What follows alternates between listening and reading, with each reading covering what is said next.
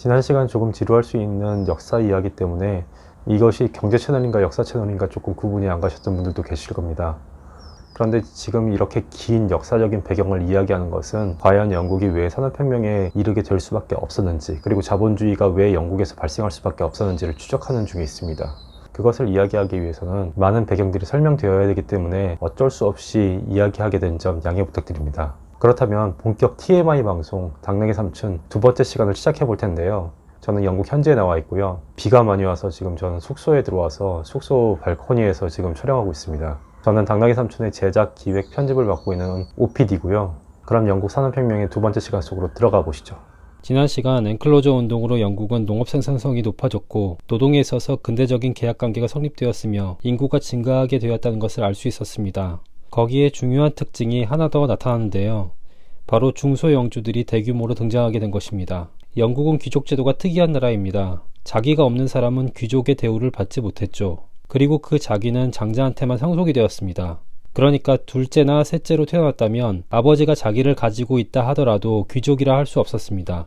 물론 상류층의 대우를 받기는 했지만 귀족이라 할 수 없었죠.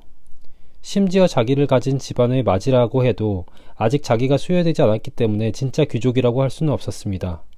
유럽 대륙에서는 아버지가 귀족이면 자식은 서자가 아닌 이상 모두 귀족 취급을 받았던 것과는 완전히 달랐습니다. 거기에 영국의 대규모 내전이었던 장미전쟁으로 인해 그나마 남아있던 귀족들은 채 몇 가문도 남지 않게 됩니다. 그래서 영국은 귀족인 듯 귀족 아닌 귀족 같은 사람들의 계급이 형성이 되는데요. 이들을 바로 젠트리라 불렀습니다. 젠트리로 대우받기 위해서는 신분도 중요했지만 그보다 더 중요한 조건이 있었습니다. 바로 어느 정도 토지를 갖고 있는가에 달렸죠. 젠트리로 대접받기 위해 토지가 있어야 했기 때문에 귀족의 후예였던 젠트리들은 소출할 수 있는 토지를 상속받게 됩니다. 즉 대토지를 가지고 자기를 가졌던 귀족들의 장남을 제외한 자식들에게는 토지가 주어지게 된 것이죠. 거기에 헨리 8세의 종교개혁은 당시 가톨릭 소유였던 토지들을 대거 몰수하여 값싸게 매각하였는데 이때 젠트리들이 이 토지를 사들였습니다. 당연히 종교개혁은 이들의 지지로 무난하게 진행될 수 있었던 것이고요. 그렇기 때문에 이런 역사적인 배경을 통해 젠트리 계급은 자기만 없었지 영국의 중요한 지배계급으로 성장할 수 있었습니다. 젠트리는 자기와 칭호만 없었지 유럽으로 치자면 귀족이나 다름없었습니다. 그리고 그 숫자가 유럽 대륙의 귀족에 비해서 상대적으로 많았습니다. 젠트리 계급의 모습은 오만과 편견과 같은 제인 오스틴 소설에 아주 잘 나타나 있죠. 영국의 이러한 특수한 계급제도는 영국이 산업혁명으로 가는 데 있어서 가장 중요한 요건이 됩니다. 이런 이유 때문에 영국은 유럽 대륙에 비해서 상류층의 비율이 상당히 많았고요. 젠트리로 불리는 많은 중소영주들이 존재했기 때문에 왕을 비롯한 최상류층의 특권을 견제할 수 있었습니다. 그 대표적인 예가 영국 내전 당시 왕의 목을 잘랐던 올리버 크롬웰인데요. 올리버 크롬웰 역시 젠트리 출신이었습니다. 다른 유럽의 국가들과는 달리 자기를 가진 귀족의 수는 상당히 적고 젠트리들이 광범위하게 퍼져 있었기 때문에 영국은 자본주의가 성립할 수 있게 되는 특수성을 지니게 됩니다. 바로 그것은 특권층의 독식을 막았다는 것이죠. 소설 오만과 편견은 18세기 빅토리아 시대를 배경으로 하고 있는데요. 산업혁명이 막 태동하는 시기였습니다. 이 소설의 주인공인 엘리자베스 베넷의 아버지가 바로 젠트리 계급이었는데요. 베넷의 아버지의 재산은 현재 가치로 추정하면 500만 달러, 약 60억 원 정도의 재산을 가지고 있었으며 연수입은 20만 달러, 약 2억 4천만 원 정도일 것으로 생각됩니다. 일반인 기준에서 많다고 할 수는 있겠지만 상류층의 재산치고는 많다고 생각이 드시나요? 그렇다면 이 소설의 다른 주인공인 마크 다하시의 재산을 한번 보시죠. 참고로 그는 귀족입니다. 재산은 2,500만 달러, 300억 원 정도이죠. 연수입은 100만 달러, 대략 12억 원 정도로 추정됩니다. 유럽 대륙의 경우 몰락한 귀족이 아니라면 귀족은 이 정도의 재산이 있어야 하는 것이 정상이죠. 그렇지만 영국의 경우는 귀족의 숫자가 현저히 적었기 때문에 적절하게 젠트리 계층에게 분배되어 있을 수 있었습니다. 특정 계층으로 쏠려있는 부의 편중은 자본주의 발전에 있어서 악영향을 낳을 수밖에 없습니다. 부의 독점을 위해서 귀족과 상업자본은 그들의 특권을 유지하고자 절대왕정과 결탁하여 중앙집권화를 강화하게 되어 있습니다. 그런데 영국의 젠트리들은 상대적으로 많지 않은 재산을 가지고 광범하게 퍼져 있었지만 지배계층이었죠. 그들은 소수의 귀족들을 견제할 수 있었고 그것은 왕권도 마찬가지였습니다. 그래서 영국에서는 유럽 대륙과는 다른 사회변동이 일어날 수 있었던 것입니다. 프랑스에서는 민중이 왕의 머리를 잘랐고 스페인과 포르투갈은 왕권이 더 맹위를 떨쳤죠. 독일과 이탈리아는 분열되어 있었고요. 반면 영국은 유럽 대륙의 국가들과는 달리 사회 상류층이 비교적 넓고 얇게 분포되어 있었기 때문에 왕권을 견제하기도 쉬웠고 자신들의 권리를 얻어내기도 용이했죠. 영국에서 명예혁명이 일어나서 권력지형의 변화가 생긴 것이 아니라 영국의 특이한 계급구조 때문에 명예혁명이 일어나게 된 것입니다. 그리고 그것은 경제적으로 집중된 부의 편중이 아닌 비교적 재산을 많이 가지지 못한 젠트리 계급이 광범위하게 퍼져 있었기 때문입니다. 젠트리들이 재산 규모가 비교적 많지 않다는 것은 무엇을 의미할까요? 젠트리들은 대영주가 아니라 중소영주들이었습니다.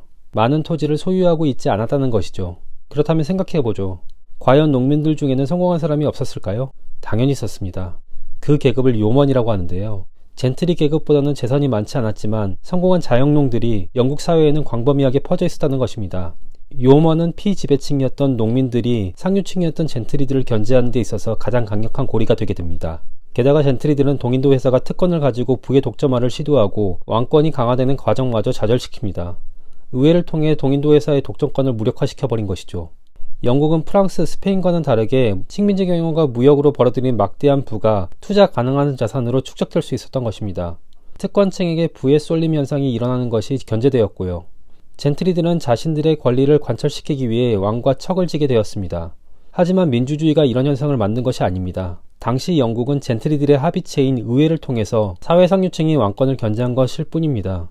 영국의 명예혁명과 이후 전개 과정은 민주주의 확립이라기보다는 지배층과 왕권이 적절한 타협을 이뤄낸 것이라고 볼 수밖에 없습니다. 이렇게 동인도 회사의 특권마저 뺏을 수 있는 젠트리들은 산업혁명의 1등 공신입니다. 그리고 이 젠트리들이 바로 자본가 계급이 되는 거죠. 영국은 종교개혁과 엔클로저 운동으로 인해서 중소영주들이 많아졌고요. 거기에 농업 생산력이 늘어났고 도시의 노동력은 상당히 많았습니다. 거기다가 이 노동자들의 실질 임금까지 늘어나서 구매력도 상당한 수준이었는데요. 유럽의 다른 강대국이었던, 그러니까 식민지 경영을 했던 스페인이나 프랑스와는 전혀 다른 토양이 영국에서 만들어진 것입니다. 그렇다면 이 당시 영국의 상황이 우리에게 의미하는 바는 무엇일까요? 바로 계급 간의 투쟁으로 인해서 특권층은 힘을 잃게 되고 자본가들이 출현했으며 유럽 다른 국가들과 다르게 거대한 소비시장이 마련된 것입니다. 대영주가 아니라 중소영주가 사회 지배층이었기 때문에 권력이 독점화되고 사유화되지 못하자 당연히 중소영주들, 젠트리들은 경쟁을 할 수밖에 없었습니다. 이것은 농민들의 합상권 강화로 나타나게 되었습니다. 일 잘하는 사람이 있다면 다른 지주들보다 수익을 높이기 위해 높은 임금을 주고서라도 고용을 해야 했으니까요. 당연스럽게 영국에서는 농민들에 대한 착취가 덜할 수밖에 없었고요. 이럴 수 있었던 이유는 당시 임금을 비교해보면 쉽게 알 수 있습니다. 이 분야에 저명한 두 가지 연구를 살펴볼 텐데요. 우선 앵거스 메디슨이라는 학자에 의하면 프랑스, 독일, 이탈리아, 스페인, 포르투갈 등 거대 국가와 도시 국가를 비롯해 어떤 국가보다 영국의 1인당 국민소득은 1700년이 되기까지 가파르게 증가했고요. 어떤 국가보다 많았습니다. 로버트 앨런 뉴욕대 교수의 연구 결과에 의하면 1749년까지 런던의 건축 노동자의 임금 상승은 다른 어떤 나라들의 도시보다 눈에 띕니다. 1700년부터 1749년의 기간에는 어느 국가보다 임금이 많았습니다. 하지만 스페인 발렌시아보다는 물가 수준이 낮았고요. 늘어남은 임금에 비해서 물가도 억제되어 있었고 지난 시간에 보셨듯이 통화 가치는 안정적이었습니다. 이것은 결국 영국의 실질 임금 자체가 다른 어떤 유럽 국가들보다 높았다는 것을 반증합니다. 게다가 노동자들의 임금 격차도 크지 않았는데요. 1710년 기준으로 농업에 종사하는 노동자의 1년 수입은 17파운드 15실링이었고 일반적인 노동자는 19파운드 4실링이었습니다. 이것을 보면 농촌이나 도시 노동자의 임금이 그렇게 차이가 크지 않았다는 것도 알 수 있죠.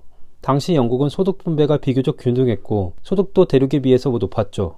그렇기 때문에 젠트리들은 경제적으로 노동을 활용하기 위해서는 수익 증대를 꾀할 수밖에 없었습니다. 그리고 이런 요인은 결국 산업혁명으로 가는 촉발로 작용하게 됩니다. 지배계급이 피지배계급을 착취할 수 없다면 투자를 통해 이윤을 극대화할 수밖에 없는 것입니다. 거기에 면직물을 대량으로 생산해 소비하게 할 시장이 영국에는 존재했습니다. 젠트리 계급이 적극적으로 이윤 추구를 할 수 있었던 결정적인 이유는 비교적 높은 소득을 가진 광범위한 대중시장이 형성되어 있었기 때문입니다. 실제로 영국의 산업혁명을 통해 생산된 면직물은 식민지나 유럽 대륙으로 수출되기도 했지만 많은 양이 영국에서 소비되었다고 하죠. 산업혁명을 통해 생산된 물건을 소비할 수 있는 시장이 영국에는 존재했던 것입니다. 식민지 경영과 무역으로 벌어들인 막대한 부가 영국에서는 바로 투자할 수 있는 자본과 소비할 수 있는 시장으로 축적되어 있었던 것입니다. 이것이 영국에서 자본주의가 출발할 수 있었던 가장 결정적인 요인이었습니다. 엔클로저 운동 설명부터 지금까지 바로 이런 영국의 정치적, 경제적 지형을 여러분께 설명드리고자 주저리 이야기가 길었습니다. 이를 통해서 알 수 있는 것은 사치품에 대한 과도한 소비를 위한 피지배계급의 착취는 생산자, 즉 자본자 집단을 형성하는 데 결정적 장애물이 됩니다. 그렇지만 설령 지배층이 수익 극대화를 위해 생산효율을 증대시키고 품질 경쟁에 나선다 한들 소비 시장이 형성되어 있지 않으면 자본주의 경제체제는 확립될 수 없습니다. 자본주의 경제가 성립하기 위한 마지막 고리는 대중의 구매력이 뒷받침되는 시장입니다. 소비할 수 있는 시장 없이는 그 누구도 적극적으로 생산활동에 뛰어들지 않겠죠. 거기에 젠트리같이 상류층이 비교적 광범위하게 존재하고 있어야 수익 추구를 위해 산업활동에 뛰어들 수 있습니다.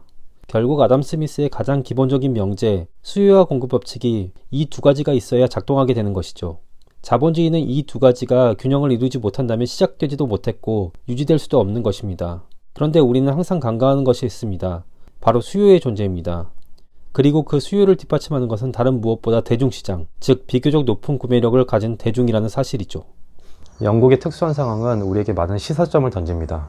아무리 막대한 부를 축적한 국가였다고 하더라도요. 특권층의 부의 독점을 막았어야 됐고요. 대중의 소비 시장이 확보되어야지 자본주의는 성립할 수 있었다는 것입니다. 내수로 소비할 수 있는 거대한 시장이 없으면요. 기업들은 가격 경쟁과 기술 경쟁을 하지 않습니다. 기술 개발에 몰두하지 않는다는 것이죠.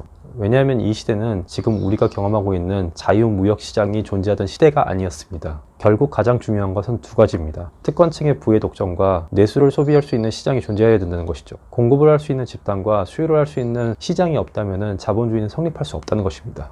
그리고 여기서 그 수요를 뒷받침할 수 있는 건 결국에 소득입니다. 당나귀 삼촌은 새해 특집으로 이 영국에서 자본주의의 기원을 추적하는 기나긴 여정을 했습니다. 어찌 보면 우리가 익히 알고 있는 역사적 얘기들일 수도 있는데요. 그 내부를 들여다보면 자본주의의 성립은 결코 쉽지 않았다는 것입니다. 우리는 자본주의가 그냥 영국에서 발생한 줄 알았죠. 하지만 산업혁명이 발생하고 자본주의가 발생하기 위해서는 그 토양이 완벽하게 마련되어 있어야지만 성립할 수 있다는 것입니다. 왜 프랑스와 스페인 같은 국가에서는 자본주의가 성립하지 못했는지를 한번 곰곰이 생각해 보시길 바랍니다. 결국 경제학의 가장 기본적인 상식인 수요와 공급 법칙, 이것이 가장 핵심이고요. 이 조건이 성립되지 않으면 자본주의는 형성될 수 없었다는 것이죠.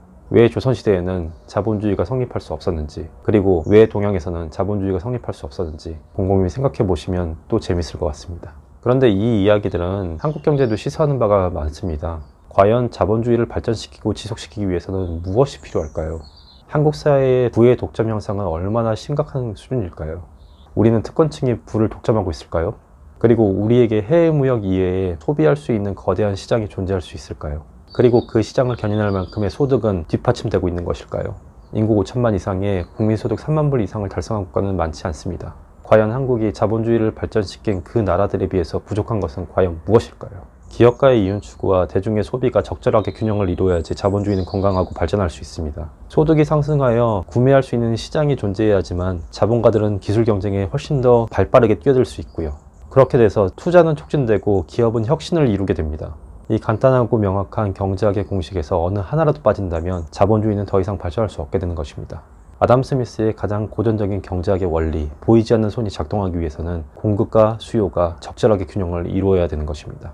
저희는 길고 긴 영국의 역사를 통해서 과연 무엇을 얘기하고 싶었냐면 바로 이 자본주의가 발전하기 위해서 한국 사회에서 무엇이 필요한가입니다. 지금까지 대체 쟤네들이 도대체 무슨 이야기를 하려고 저렇게 이야기를 끌고 왔는가 하신 분들도 있었을 텐데요. 이 기나긴 이야기의 끝에 저희가 드리고 싶은 질문은 딱 한 가지입니다. 과연 현재 한국의 선택은 옳은 것인가? 많은 고민들과 많은 생각들이 있으시겠지만요. 저희는 이야기를 여기서 마무리하겠습니다. 앞으로도 많은 사랑을 더 해주시는 만큼 저희가 이렇게 더 보답을 해드리는 당나귀 삼촌이 되겠고요. 기회가 된다면 더 많은 특집들로 여러분을 찾아뵙도록 하겠습니다. 구독, 좋아요, 댓글, 알림 설정 꼭 부탁드리고요. 기나긴 제 이야기를 들어주셔서 지금까지 감사드렸습니다. 감사합니다.